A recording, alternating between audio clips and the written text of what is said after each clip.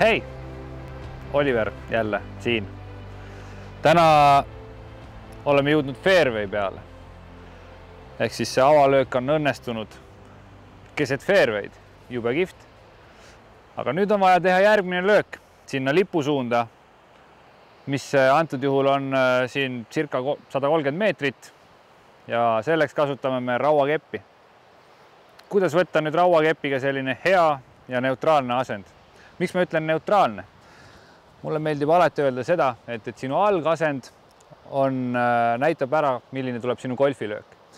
Ehk siis see algasend võiks olla sinu jaoks selline õlgadelaiune harkseis, varbad ühel joonel, kergelt välja pööratud.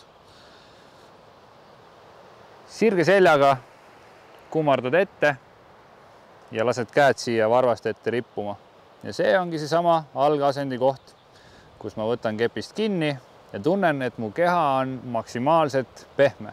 Ehk siis algasendis ei tohiks sul tekkida ühtegi sunnitud liigutust kuidagi ühte või teistpidi, et see oleks võimalikult loomulik ja pehme. Siis on võimalik teha üks hea ja mõnus golfilöök sinna, kuhu sa päriselt tahad ka seda palli lüüa.